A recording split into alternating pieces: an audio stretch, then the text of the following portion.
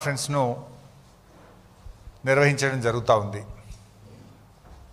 గత 20 నెలలుగా రాష్ట్రంలో చూస్తే రేవంత్ రెడ్డి గారు పాలన గాలికి వదిలేసి రాజకీయ కక్ష సాధింపు చర్యలకు పాల్పడుతూ ఉన్నారు.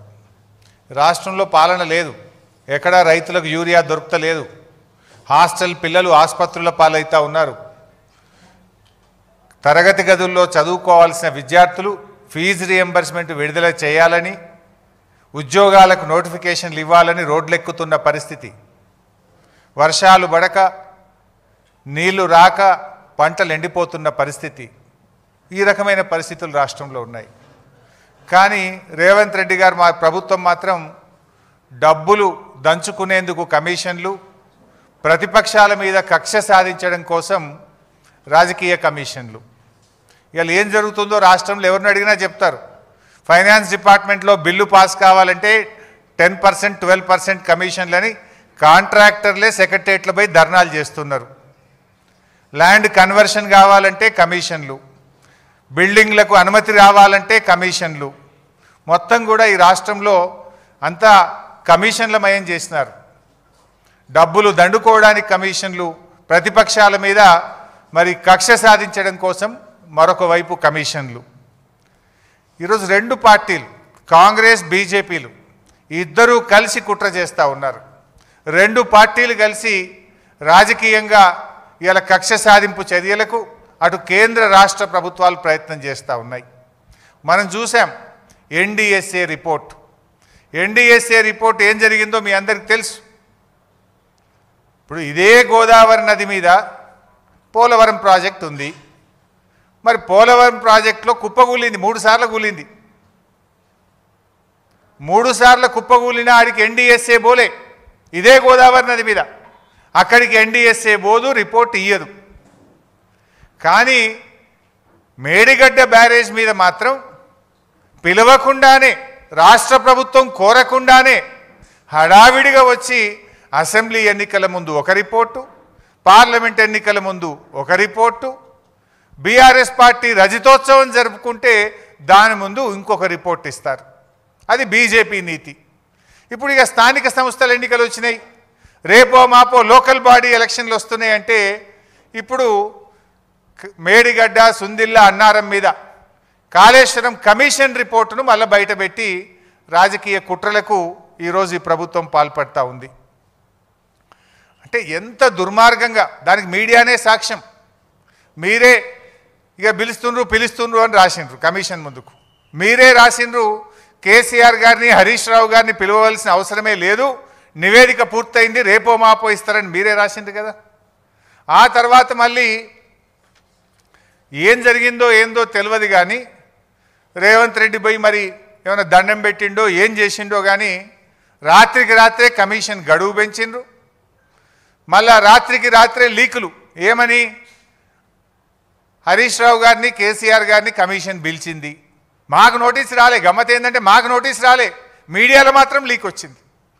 ముందు రోజేమో పిలుస్తలేరు, రిపోర్ట్ ఇచ్చిండ్రు అన్నారు. తెల్లారేమో లేలే రిపోర్టు ఎక్స్టెన్షన్ ఆఫ్ టైం అయింది, కమిషన్కు నోటీస్ ఇచ్చిండ్రు అన్నారు. మాకు నోటీస్ రాలే కానీ మీడియాలో మాత్రం నోటీస్ వచ్చింది. అంటే ఇదంతా ఒక కుట్రతో జరుగుతున్నదనేది చాలా స్పష్టంగా మనకు అర్థమవుతూ ఉంది. అయితే నిన్న ప్రభుత్వం ఏమో ఒక 60 పేజీలతో రిపోర్ట్ రిలీజ్ చేసిండ్రు. ఆ రిపోర్ట్ చూస్తుంటే అవాస్తవాలు, అబద్ధాలు, రాజకీయ దురుద్దేశాలతో కూడినటువంటి ఒక 60 పేజీల రిపోర్ట్ను బయటపెట్టినారు. ఇప్పుడు ఇంతకది పూర్తి రిపోర్టా, కమిషన్లో ఉన్న విషయాలే చెప్పారా, ప్రభుత్వం ఏమన్నా వండి వార్చిందా? ఇప్పుడు పూర్తి రిపోర్ట్ బయటకు వస్తే డెఫినెట్గా బీఆర్ఎస్ పార్టీ ఇంకా గట్టిగా స్పందిస్తాం. అసెంబ్లీలో పెడతామంటున్నారు. అసెంబ్లీలో 650 పేజీల రిపోర్టు పెట్టండి, చీల్చి చెండాడతాం, నిజాలు ప్రజల ముందు పెడతాం, వాస్తవాలను నిగ్గుదిల్చే విధంగా అన్ని విషయాలను కూడా శాసనసభ వేదికగా ఈ ప్రభుత్వాన్ని నిలదీస్తాం. ఎందుకంటే ఇప్పుడు ఆ విషయాలు నిజంగా కమిషన్ రిపోర్ట్లో ఉన్న విషయమా, కమిషన్లో లేనిది ప్రభుత్వం ఏమన్నా కల్పించి కొన్ని చెప్పిందా అనేటువంటిది తేలాల్సినటువంటి అవసరం ఉంది. ఎట్లా ఉందంటే నచ్చిన పేరాలు లీకులు, నచ్చని నాయకులు బాధ్యులు అన్నట్టు ఉంది. ఇప్పుడు 650 పేజీల్లో నచ్చిన పేరాలనే లీకులు చేసిండ్రు. నచ్చని నాయకులను బాధ్యులు చేసినట్టుగా నిన్న ప్రభుత్వం రిలీజ్ చేసిన రిపోర్టు కనబడతా ఉంది. ఎందుకంటే ఆ రిపోర్ట్ ఒకవేళ అదే నిజమైతే అది ఎట్లుందంటే కేంద్ర ప్రభుత్వాన్ని తప్పుపట్టినట్టుంది. కాళేశ్వరంకి అనుమతులు ఎవరు ఇచ్చిండ్రు? TAC technical advisory committee report is given by government of India. కేంద్ర ప్రభుత్వమే ఇచ్చింది. ఒకవేళ ఆ రిపోర్ట్ నిజమే అయితే కేంద్ర ప్రభుత్వాన్ని తప్పుపట్టినట్టు, అన్ని అనుమతులు ఇచ్చిన సెంట్రల్ వాటర్ కమిషన్ను తప్పుపట్టినట్టు, ఇంజనీర్లను తప్పుపట్టినట్టు, రిటైర్డ్ ఇంజనీర్లను తప్పుపట్టినట్టు, బ్యూరోక్రాట్లను తప్పుపట్టినట్టు. అంటే ఈ రకంగా అసలు రిపోర్టు ఒకవేళ ఇచ్చిందా లేదా తెలియదు. ఇచ్చుంటే మాత్రం అది ఒకవైపే చూసి ఒకవైపే విని ఒకవైపే నిలబడి ఇచ్చిన రిపోర్ట్ లాగా ఉంది. అది వాస్తవం ఏందనేది 650 పేజీల రిపోర్ట్ బయటకు వస్తే కానీ తెలియదు. కానీ ఇప్పుడు ప్రభుత్వం బయటపెట్టిన దాన్ని బట్టి చూస్తే, ఆ రిపోర్టు చూస్తే అది నిజమైతే కమిషన్ ఒకవైపే చూసి ఒకవైపే విని ఒకవైపే నిలబడి ఇచ్చిన రిపోర్ట్ లాగా కనబడతా ఉంది. ఎందుకంటే ఆ రిపోర్ట్ పూర్తిగా ట్రాష్, బేస్లెస్ ఎలిగేషన్స్. ఒక ముఖ్యమంత్రి గారు ఒక ప్రాజెక్టును రివ్యూ చేయడం ఆయన బాధ్యత. అది రాజకీయ జోక్యం ఎట్లయితుంది? రివ్యూ చేయడము, త్వరితగతిన ప్రాజెక్టును పూర్తి చేయడము, ప్రజలకు త్వరితగతిన నీళ్ళు ఇవ్వడం అనేది ఒక బాధ్యతాయుతమైన ప్రభుత్వం చేసే పని. అది రాజకీయ జోక్యం అనరు. It is the responsibility of the chief minister and the government. So ఈరోజు విషయం చూస్తూ ఉంటే, ఈ రిపోర్ట్ను చూస్తూ ఉంటే మరి అదైతే పూర్తిగా ట్రాష్ లాగా ఉంది, బేస్లెస్ లాగా ఉంది.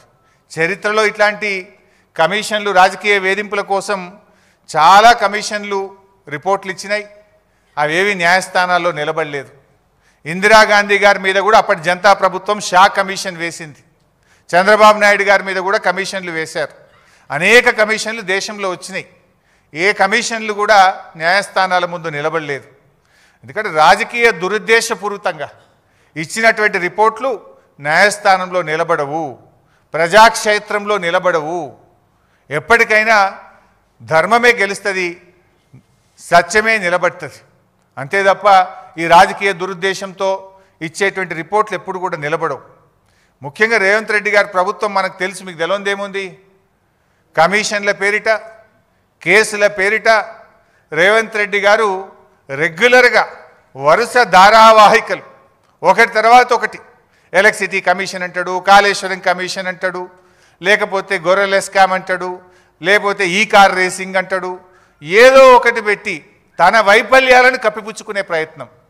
ఆయన ఫెయిల్యూర్స్ మీద చర్చ జరగకుండా, ప్రజలు తిరగబడకుండా లేని కుట్రలను వరుసగా ఒక సీరియల్ లాగా నడుపుతూ ఉన్నాడు. ఆ టీవీలలో కొన్ని సీరియళ్ళు వస్తుంటాయి, జనరల్గా బాగా టాప్ సీరియల్స్ నడుస్తుంటాయి. కార్తీక దీపం అనే సీరియల్ వస్తూ ఉంటుంది. కార్తీక దీపం సీరియల్ రాగానే గుడి గంటలు అనే సీరియల్ వస్తుంది. గుడి గంటలు అయిపోగానే బ్రహ్మముడి అనే సీరియల్ వస్తుంటుంది. అట్లా రేవంత్ రెడ్డి కూడా ఓటెనుకోటో సీరియల్ లెక్క నడుపుతున్నాడు.